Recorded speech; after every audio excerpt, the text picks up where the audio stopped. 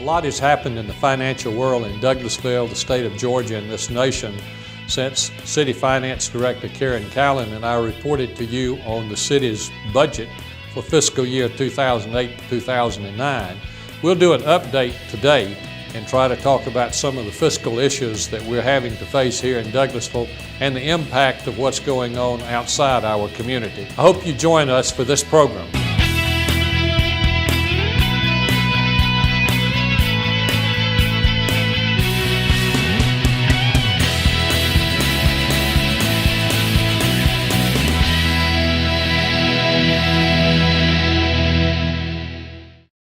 Welcome to this edition of On the Agenda. I'm City Manager Bill Osborne, and my special guest today is City Finance Director Karin Callan. You've been on the agenda with me before. Welcome back. Thank you. Thank you. Glad to be here. Well, it's good to have you.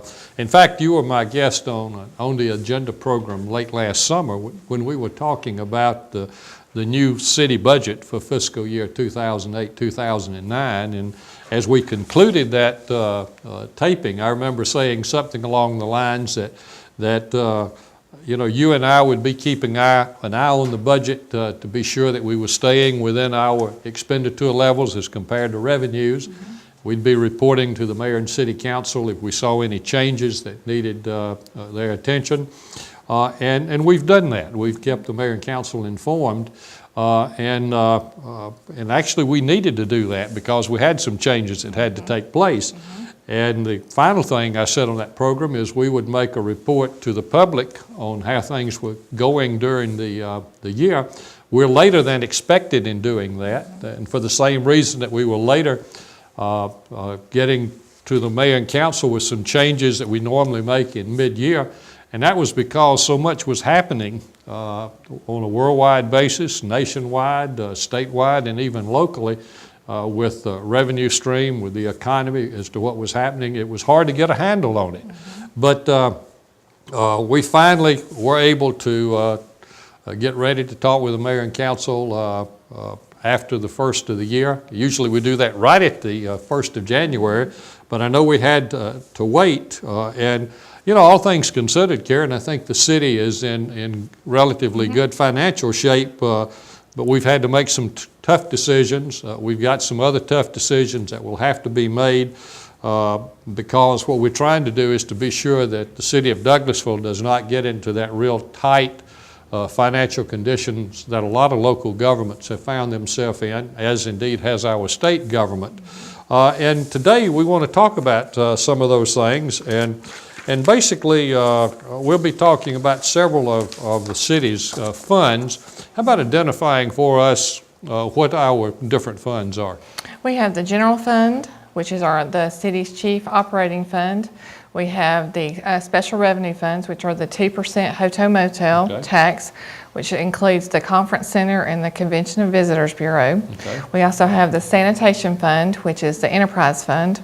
And we have capital project funds, which is for the, for example, the police building that we're looking at.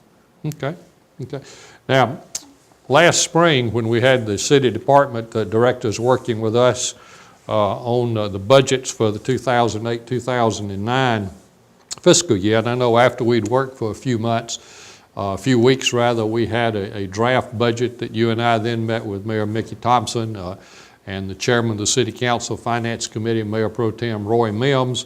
And as in the past, the mayor and council wanted us to take a very conservative approach to the budget, and we did that, and that certainly served us very well in the current fiscal year.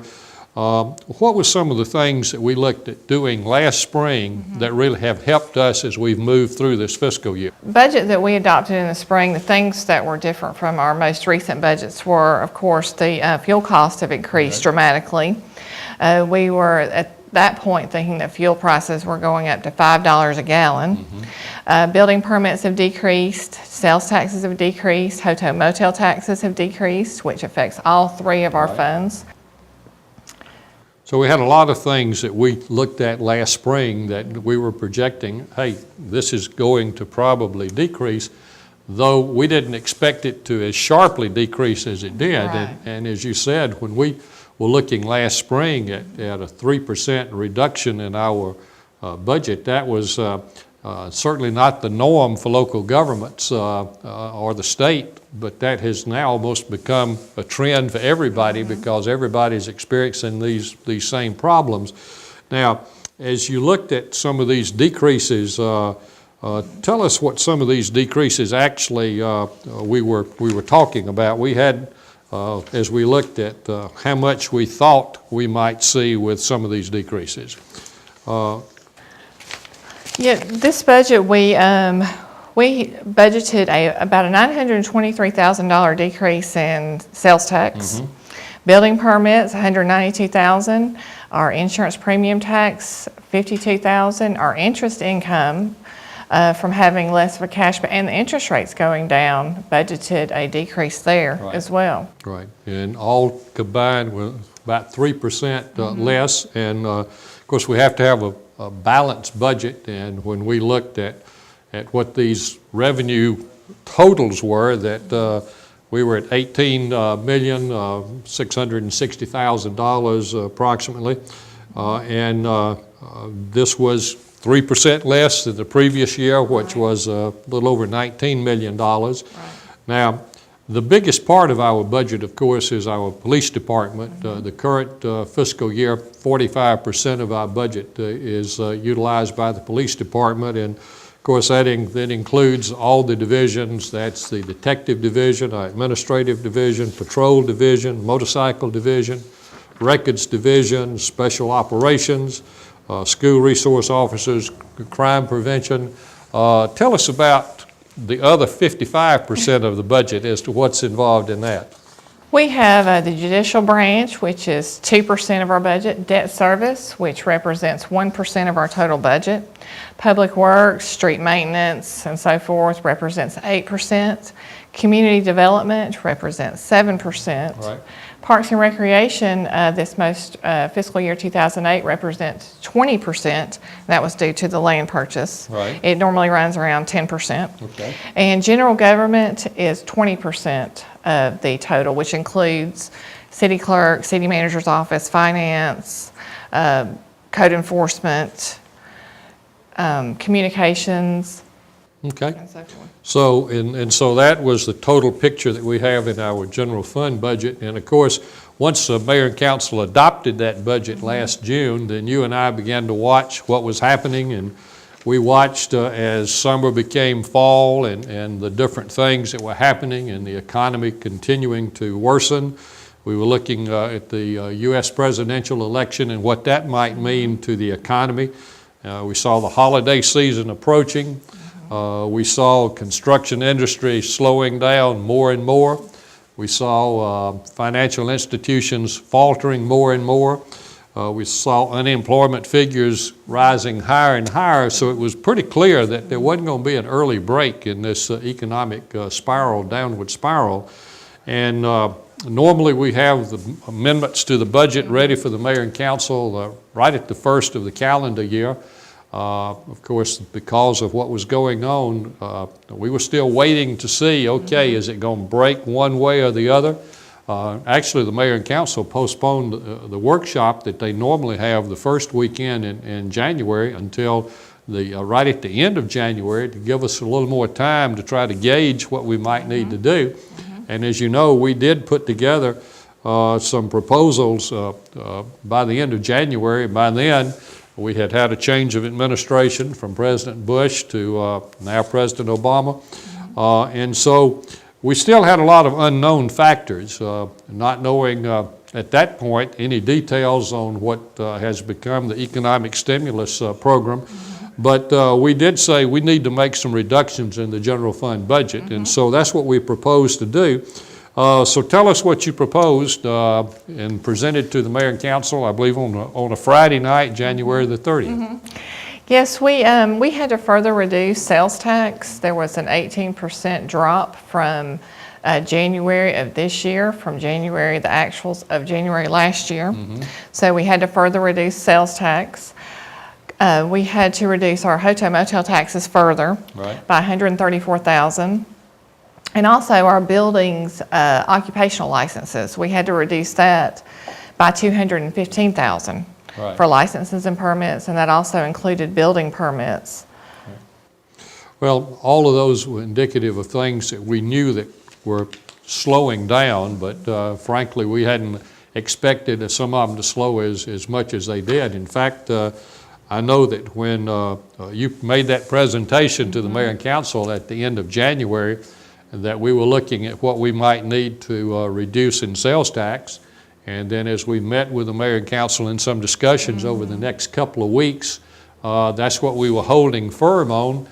And action was to be taken on February 16th, and that very day, we received distressing news from the state of Georgia Revenue Department that caused us to come back that afternoon and say we need to cut the revenue picture for sales tax by another $135,000. And so that's what we had to do. What did we end up? We started with looking at cutting it by $577,000. But after we got through with all the other twists and turns, as it were, when the mayor and council finally adopted this on February 16th, what were we looking at? We had to reduce our budget by $673,000. Okay, that's a big amount halfway through the year. Yes.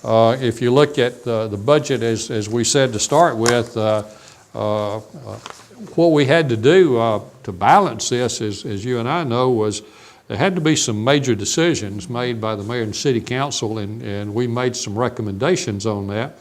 And part of those, of course, dealt with our workforce, is that we said there won't be any salary increases in calendar '09. We will not look at any net increase in the number of employees. Any vacancies, we'll have to take a close look at whether or not we fill those. And we feel like that was absolutely necessary. And thus far, we have avoided having to do any reductions in staff, where a lot of local governments have had to do this. Though I think as we look at what continues to be the downward slide, that by the end of this fiscal year, June 30th, that I do expect there to be a slight reduction in the numbers on the city's workforce. You know, Mayor Thompson recently presented his annual State of the City address, and one of the things that he said in that address said after he had completed a review of the first half of the fiscal year, which of course concluded on December 31, he said, "I can tell you, I believe we're facing some of the toughest economic times of our lives," and I believe that certainly is the case. Karin, let's turn just a minute to the other funds from the general fund, and in the interest of time, we will take very little time on the sanitation, or basically just point out that there's virtually no change in that budget. But we do have some changes in our conference center budget and our Convention and Visitors Bureau budget, because as you've pointed out, hotel motel occupancy tax, which is the main funding source for those two components of city government. People, because of the cutback in the everything from people being laid off to worried about the cost of travel, vacations, the hotel motel industry, lodging industry has suffered a good bit, a great deal because of what's going on. But what has that meant to us locally in terms of our revenue stream? For the Conference Center and the Convention and Visitors Bureau, we had to reduce their budgets by $95,000 each. And on the expense side of that, the Conference Center had a built-in contingency when we adopted the budget in '08, so we were able to reduce the contingency by that amount. And we were also fortunate to increase our activity rentals for the rentals of the Conference Center by $40,000. Right. So that was good news. Would have been a lot worse otherwise, but our Convention Visitors Bureau and our Conference Center, that revenue stream from hotel motel tax certainly has been reduced, and we do have concern about that, even more so of concern about our local businesses and the hospitality industry with the hotels, motels, and the restaurants. Well, we're going to take a break, and when we come back, we'll talk about capital projects and some other aspects of our fiscal picture. So to our viewers, I hope you will stay tuned. Hi, I'm James Grillel, and My City TV is streaming 24/7.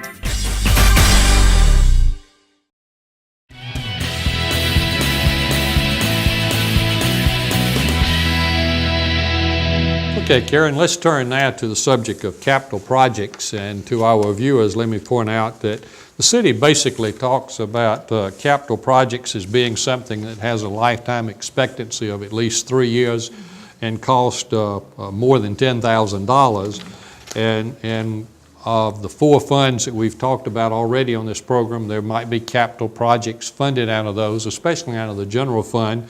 But we also have capital projects that are funded through the special special purpose local option sales tax known as SPLOSH, as well as state grants, federal grants, and such things as the general obligation bond funds that we recently were approved by the voters, as well as some specific revenue sources that have a dedicated purpose for having those revenue sources. Let's start with the 2002 SPLOSH program, which includes the sales tax revenues that the city has received through that program, as well as the interest income that's been earned. And we want to start with Parks and Recreation Department. Now, there were 3 projects in the 2002 SPLOSH program in parks. One was the purchase of the West Pines Golf Course property. Another was to do improvements in Davis Park. And the third is a renovation project just starting at Hunter Park. Now, Parks and Recreation Director Tracy Ivy and I just did 2 episodes on the agenda on details on this. So just give us a brief financial report on where we are with the Parks projects. Okay. On the Parks projects, we have spent most of our money on West Pines. Jesse Davis, we have $5,000 left in that project budget. And overall, the Parks budget, we have $7.1 million, which I believe will be allocated to finish Hunter Park. That'll be how we'll pay for Hunter Park. Now, let's move to the transportation component of the 2002 SPLOSH program.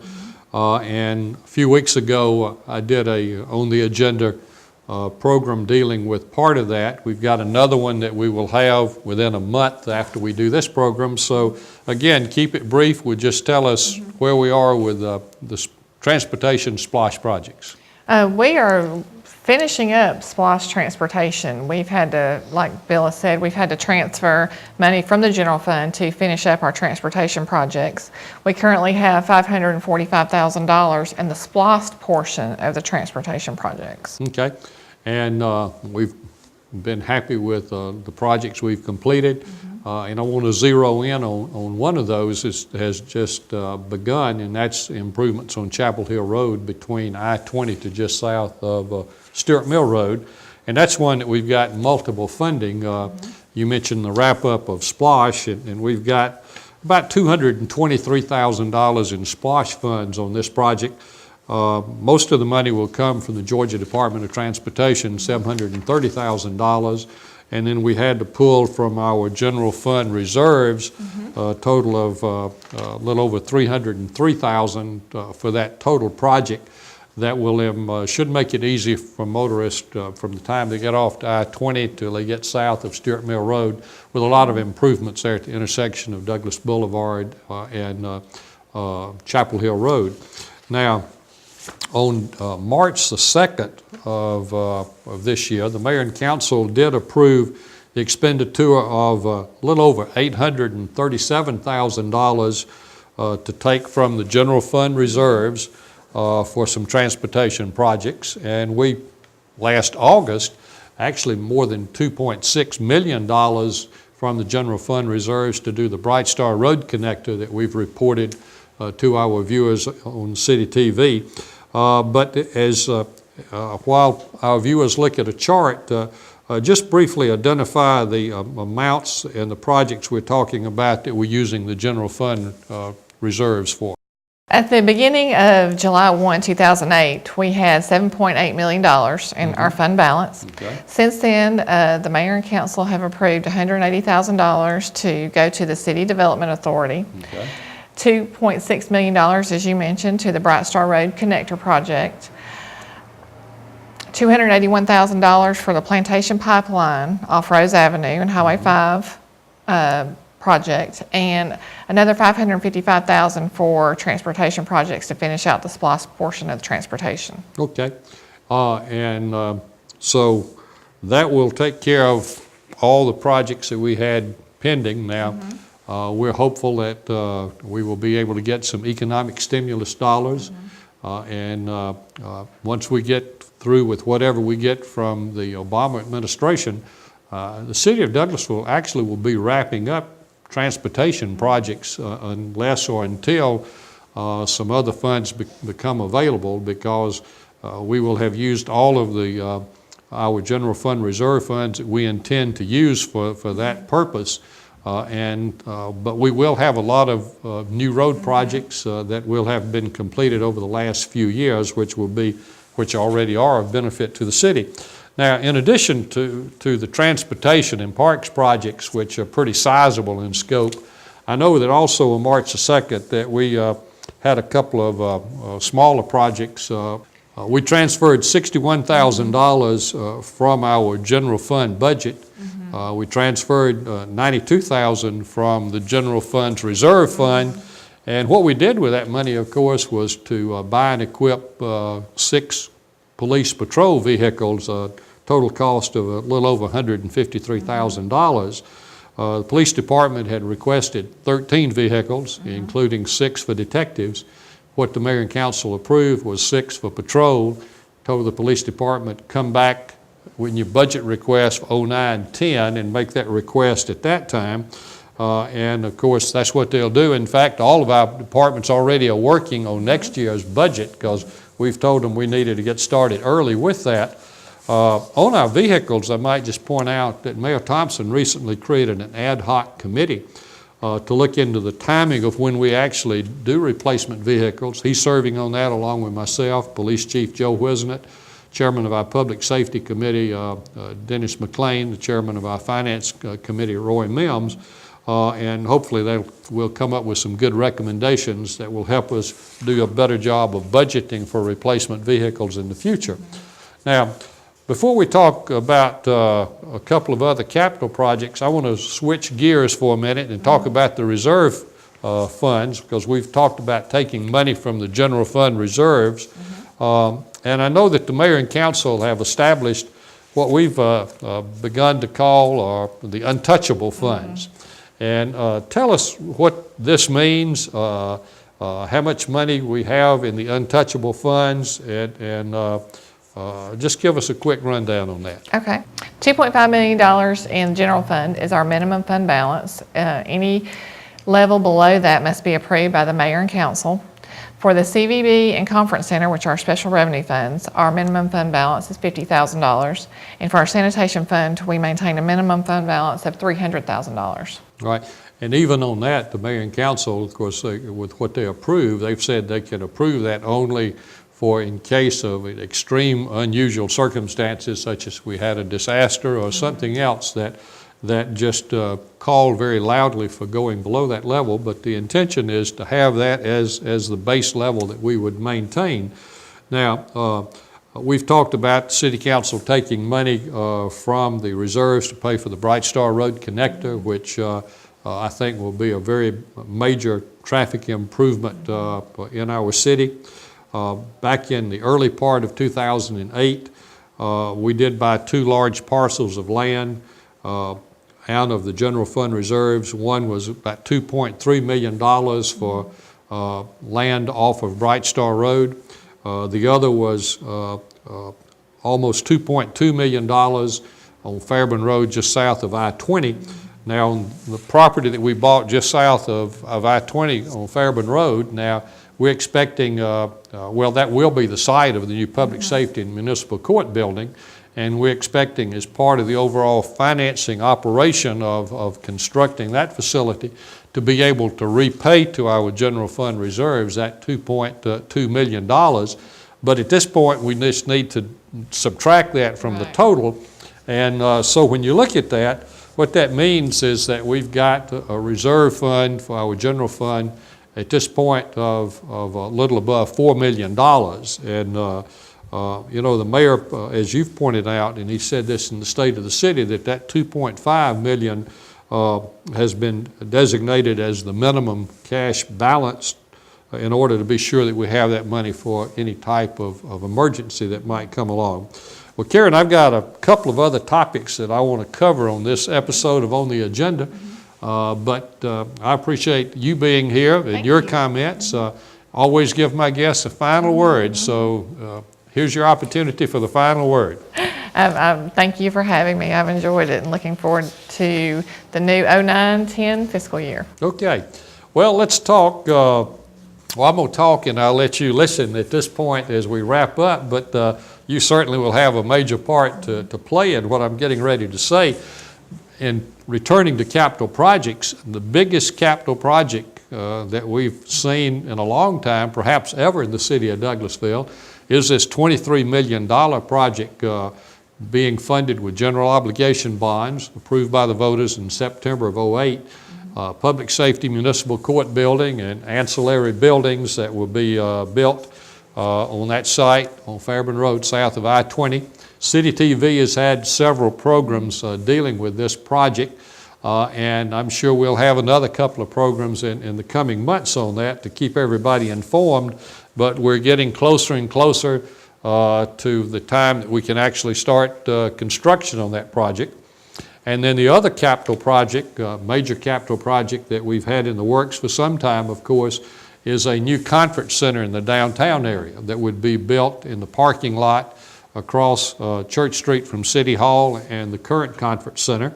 We're in the process of course, getting architectural engineering plans prepared on that. That facility will have parking as a part of the overall complex, and it would be funded by the 2-cent hotel-motel tax, also by rental income on the conference center, and also a new rental tax that we have that you've worked on, and that's on the rental car business, on a tax on vehicles that are leased by car rental businesses in Douglasville.